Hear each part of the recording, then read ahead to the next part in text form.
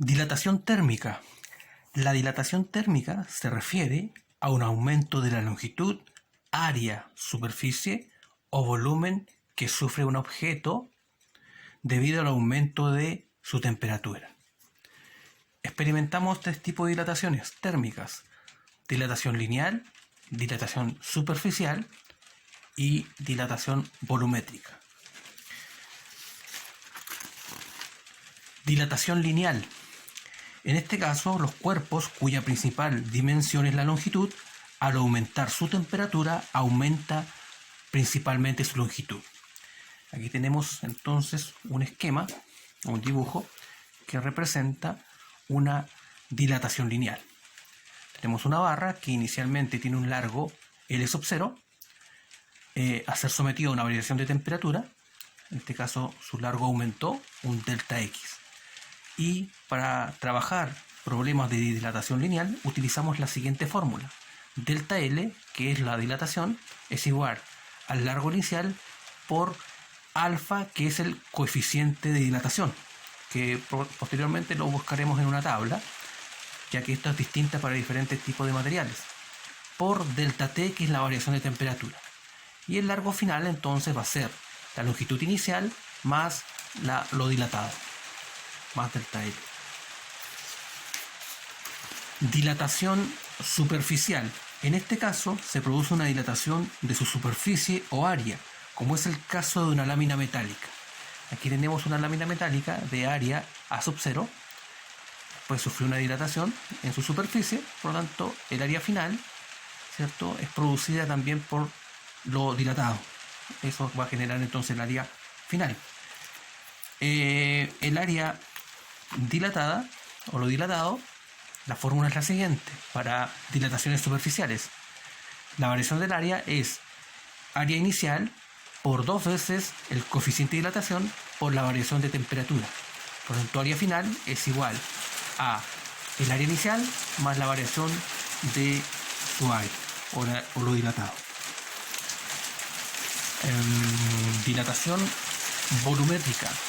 Se produce dilatación volumétrica como el caso de un cubo. Aquí tenemos una estructura que es cúbica, tiene volumen, por ende, por lo tanto, generó esta nueva volumen, un volumen final. Por lo tanto, aquí está incorporado entonces la dilatación volumétrica. La fórmula para una dilatación volumétrica es la siguiente. Lo dilatado es variación del volumen, es igual volumen inicial por 3 veces el coeficiente de dilatación por delta T, que es la variación de temperatura. Por lo tanto, el volumen final es igual al volumen inicial más la variación volumétrica. A continuación desarrollaremos algunos ejemplos. Ejemplo número 1. Determinar la longitud de una varilla de cobre de 3 metros sometida a una temperatura de 55 grados centígrados, sabiendo que inicialmente estaba a 0 grados. Por lo tanto, para resolver este problema, siempre en física es importante colocar los datos. Los datos son temperatura final, 55 grados centígrados, temperatura inicial, 0 grados centígrados, longitud inicial, 3 metros, nos piden entonces la longitud final. Y como se trata de una varilla de cobre, el coeficiente de dilatación del cobre es de aproximadamente 17 por 10 elevado a menos 6 partido en grados centígrados. Este concepto o este coeficiente de dilatación va a ir variando dependiendo del tipo de material. Por lo tanto, lo primero que tenemos que hacer acá es aplicar la fórmula de dilatación, que es la longitud inicial, 3 metros, por el coeficiente de dilatación, 17 por 10 elevado a menos 6, por la variación de temperatura. Recordemos que una variación de temperatura es temperatura final menos temperatura inicial. Resolvemos esta operación y la variación de longitud es de aproximadamente 0,0028 metros.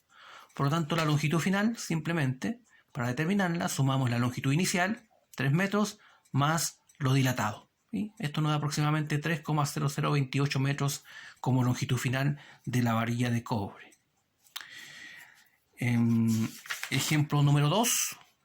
Un vidrio rectangular tiene una superficie de 8.500 metros cuadrados. Si inicialmente tiene una temperatura de 60 grados centígrados y se enfría a 12 grados centígrados, ¿cuál es su área final?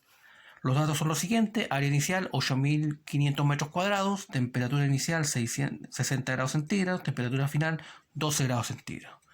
El coeficiente de dilatación del vidrio es de 9 por 10 elevado a menos 6 partido en grados centígrados, y nos pide entonces la nueva área o el área final. Calculamos entonces, primero que nada, la dilatación superficial mediante la fórmula.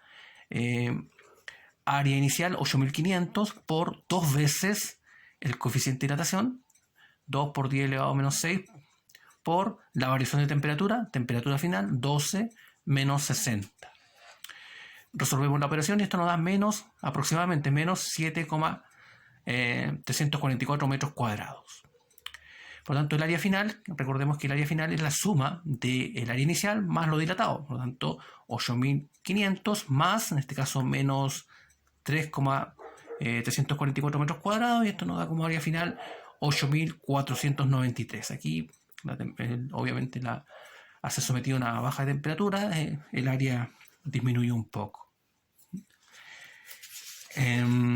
Ejemplo número 3, un último ejemplo: una barra de aluminio de 0,01 metros cúbicos a 16 grados centígrados se calienta hasta 44 grados centígrados. Se nos pide determinar entonces su dilatación volumétrica y su volumen final.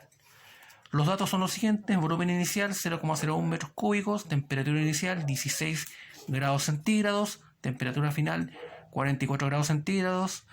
El coeficiente de dilatación del aluminio es de 24 por 10 elevado a menos 6 grados centígrados. Calculamos entonces la variación volumétrica mediante la fórmula.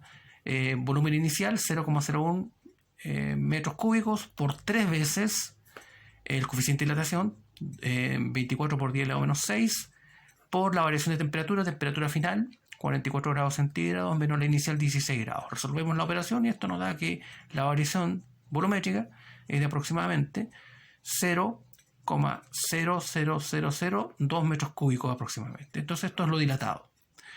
El volumen final, recordemos que se suma el volumen inicial más lo dilatado. 0,01 más 0,00002, y esto nos da aproximadamente 0,01, o si queremos colocarle más cifras significativas sería 0,01002 metros cúbicos. Este es el volumen final.